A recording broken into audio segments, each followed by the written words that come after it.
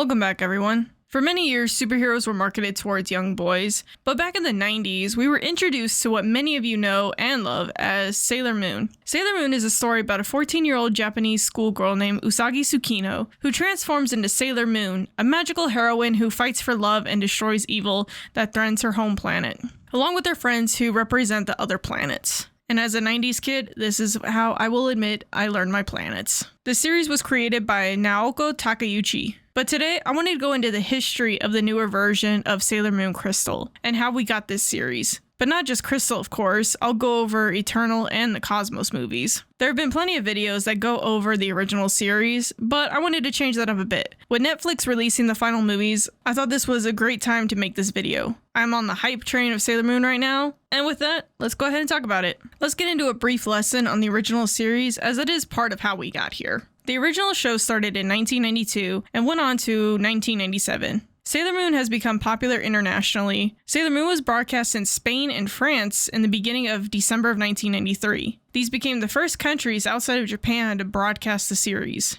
It was later aired in Russia, South Korea, the Philippines, China, Italy, Taiwan, Thailand, Indonesia, and then Hong Kong, before even North America picked up the franchise for adaptation. In the Philippines, Sailor Moon was actually one of its carrier's network's main draws, helping it become the third biggest network in that country. Now, the manga was released on December 28th, 1991, and ran to February 3rd, 1997. Now, Naoko Takeuchi said discussions with Kodansha originally envisioned a single arc story. The storyline was developed in meetings a year before the series began. After completing the arc, Toya and Kodansha asked Takeuchi to continue the series. She wrote 4 more arcs, which were often published simultaneously with the 5 corresponding seasons of the anime adaptation. The anime ran 1 or 2 months behind the manga. As a result, the anime follows the storyline of the manga fairly close, although there are deviations, which we'll get into those deviations later. Takeuchi also intended for Sailor Moon's anime adaptation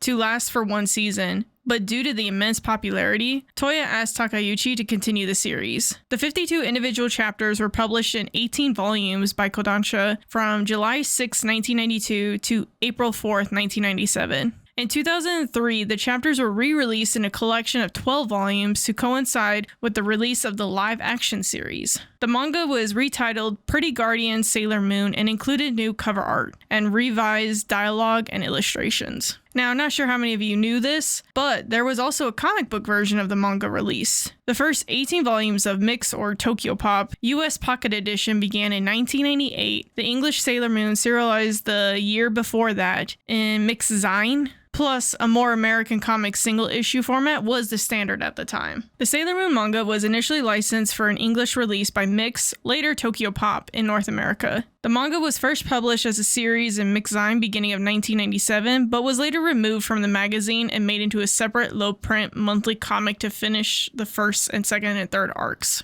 At the same time, the 4th and 5th arcs were printed in a secondary magazine called Smile. The series was later collected into a 3-part graphic novel series spanning 18 volumes, which were published from December 1st, 1998 to September 18, 2001. In May of 2005, Tokyo Pop's license to Sailor Moon manga expired, and sadly, its edition was out of print. Then the manga was retranslated in 2011. Kodansha Comics announced that they had acquired the license for Sailor Moon manga and its lead series, codenamed Sailor V in English. They published the 12 volumes of Sailor Moon simultaneously with 2-volume editions of codenamed Sailor V from September 2011 to July 2013. As the 20th anniversary was coming up, on July 6, 2012, Kodansha and Toya Animations announced that it would commence production of a new anime adaptation for simultaneous worldwide release in 2013, as part of the series' 20th anniversary celebrations. The idol group Memorial Clover Z would perform the opening and closing theme songs called Moon Pride and, I believe I'm going to butcher this, but Gecko. They also brought back Akiko Kosaka, who is a composer for many films and TV series in Japan, but she also worked on the original Sailor Moon TV series. She did not come back for the entire Crystal series, but she did help with the ending and opening for the first 2 seasons. Sadly, in April of 2013, it was announced that the new anime had been delayed. On August 4, 2013, it was confirmed the new anime would stream later in that year. On On January 9th, 2014, it was announced that the anime would premiere in July, and on that same day, the executive producer, Umezawa, announced that the new anime is not a remake of the previous anime, but a reboot by adapting Naoko Takeuchi's original manga from scratch. On March 13, 2014, the new anime's official website was updated to show a countdown beginning on March 14th for announcement due to occur on March 21st. That day, Toya's website showed an image displaying the key visual art and synopsis and the staff of the new anime. It also revealed the anime would be called Pretty Guardian Sailor Moon Crystal. The cast and premiere date were announced at the 20th anniversary Project Special stage on April 27, 2014. The anime would premiere on July 5, 2014. Episodes would premiere on the first and third Saturdays of each month.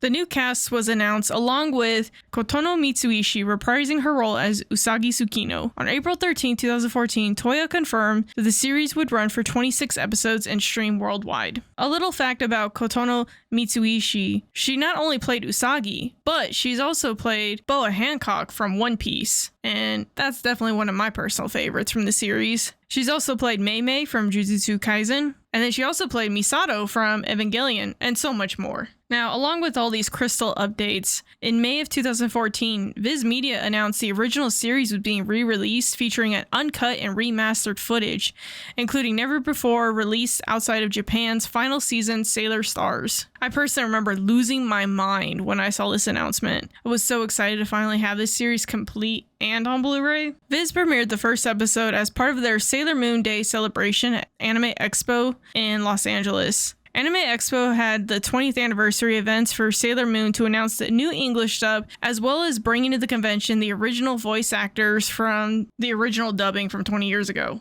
I luckily got to attend that convention. Also, if you listen carefully here, you could see me making a fool of myself yelling, "I love you, Shermie Lee."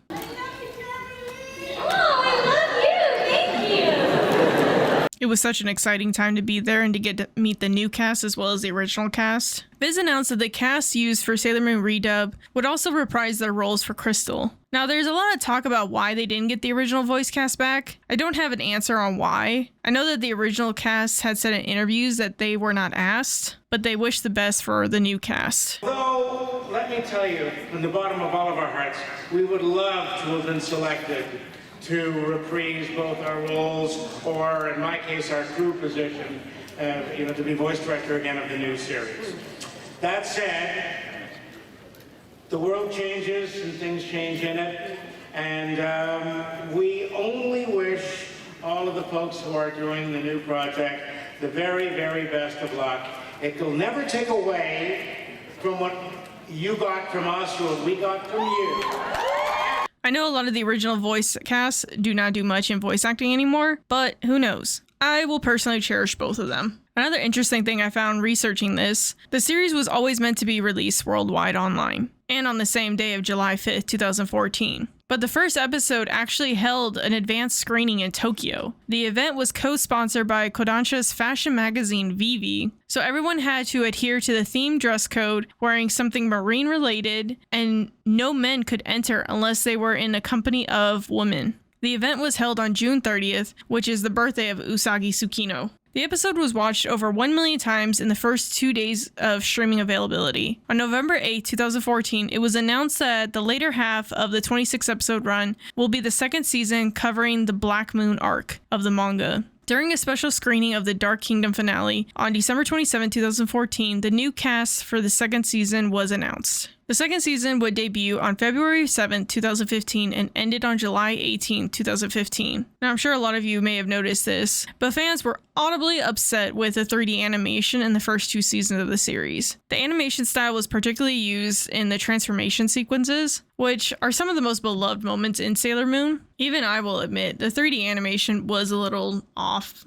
but it definitely wasn't the worst thing in the world that I've seen. But if you watch this series, you would have noticed that it did a good job of staying true to the source material. Like, for example, Queen Beryl's henchmen this time around were actually shown in their past lives as love interests to the Inner Scouts. In the original series, it took 33 episodes to finally meet all of the Inner Scouts, whereas the new Crystal series, it only took 7 episodes to meet everyone. The first season, known as the Dark Kingdom arc in the original series, was 46 episodes, whereas now in Crystal, it's only 14 episodes. And the second season, Black Moon arc in the original series was 43 episodes. and in Crystal, it's only 12 episodes. On September 28, 2015, the day in which the final episode of the second season was aired, it was announced that the production for the third season of Sailor Moon Crystal was given a green light. The third season covered the Infinity arc of the manga, also known as Deathbusters arc in Japan. At this point, for the third season, they had changed not only the director, but also the character designers and the animators as well. At Anime Expo in 2015, they announced the voice cast for Season 3,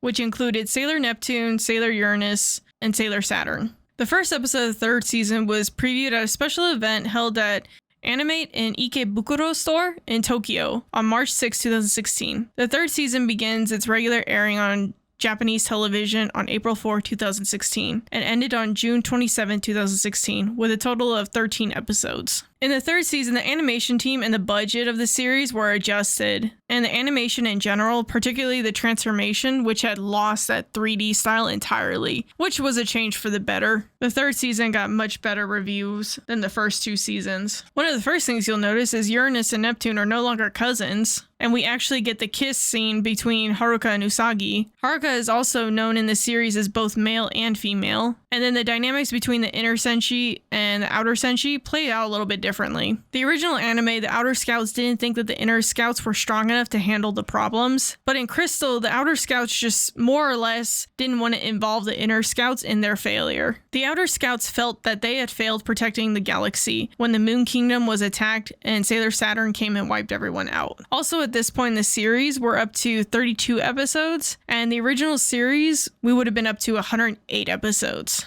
This has a lot to do with that deviation I spoke about earlier, where the manga was not complete, so the original series had to deviate. And I can appreciate the fact that they're skipping a lot of the looking for the talismans that were inside Uranus and Neptune the entire time. Now, to get into some fun facts about Season 3's soundtrack, Season 3 has the most endings of the 3 seasons, with 3 themes altogether. Each theme is sung by the different members of the voice cast, likely to be understood as being sung by the characters themselves. The first theme is called Eternal Eternity. It's sung by Junko Monogawa and Sayaka Ohara, who voices Sailor Uranus and Neptune. The second one is Maiden's Advice, and that is sung by Misato Fukuen, who is Chibiusa's voice actress. And the final ending is And Eternity Brings Two Together, which is sung by Kenji Nojima, who plays Mamoru. On January 25th, 2017, it was announced on Sailor Moon's 25th anniversary website that Sailor Moon Crystal would receive a sequel, revealed as the 4th season covering the Dream arc of the manga, but being produced as a 2-part theatrical film project, opposed to a television series. Now, the director for the first 2 seasons returned to direct these movies, and the character designer changed again. But this time around, Naoko Takeuchi was credited as chief supervisor, and Studio Dean co-animated and produced the films with Toei Animation. The name of the 2-part film was announced as Sailor Moon Eternal,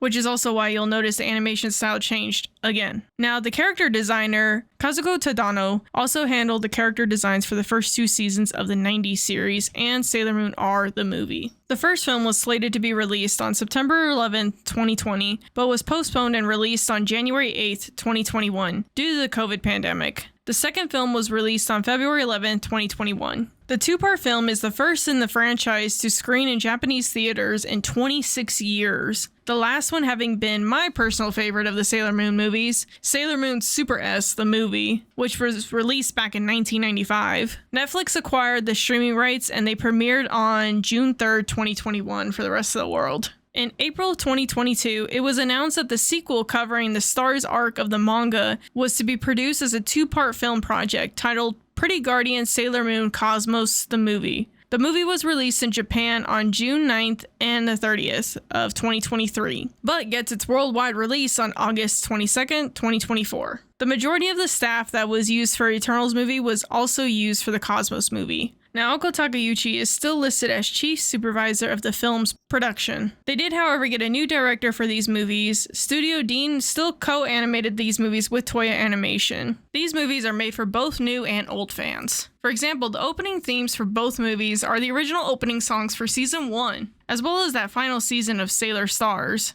Not only that, but even the Sailor Moon transformation pays tribute to the original series as well. This was also because the director was given more freedom for this. He took the opportunity to include visual homages to the Sailor Moon 90 series, as well as the manga, and even some of the live-action series from 2003. Kotono Mitsuishi stated that this will mark her final performance as Sailor Moon, but I'm not sure if I believe that. I'm sure Japan will come up with some commercials for her to come back as Usagi. Heck, here in the US, Ford hired all the Sailor Moon cast to do a commercial for them. For the Japanese voice cast, they decided to go with Keiko Kiyagawa, who actually previously played Rei, aka Sailor Mars, in the live-action series back in 2003. They asked her to come and play Sailor Cosmos in this movie. They decided not to go with Kotono Mitsuishi because of Sailor Cosmos' solemn nature. She actually wanted the actress who played Sailor Moon in the live action to play Sailor Cosmos, but after speaking to her former castmates, they all told her to take the role. Now for the English dub, they just continued to use Stephanie Sheh to play Cosmos as well. I will admit, I thought it would have been cool if they could get one of the OG voice actors to play Cosmos, but looking at why they made that choice in the Japanese version, I get it. Plus, Stephanie Sheh can tone her voice down to give us a more mature Sailor Moon. Originally, Takeuchi was actually going to kill off the Sailor Scouts, and you can see it in watching these movies, but at least she changed her mind and gave us a happy ending with Usagi and Mamoru's wedding. Along with the Sailor Moon Crystal release, we also got tons of merchandise these last 10 years, as well as in Japan they even have a Sailor Moon museum, which makes me feel great about my age. But with that, I went over basically how we got to Sailor Moon Crystal. Like most people, Sailor Moon was my childhood and it means a lot to me. For me, it was bonding time with my grandmother. It was also a series that showed even little girls can be strong and be superheroes. I really appreciate the fact that they did this, and I could make a video nitpicking the animation for the first couple of seasons and some of the choices they made, but I'm overall happy with what we got. Thank you everyone for watching, and I'll see you guys next time.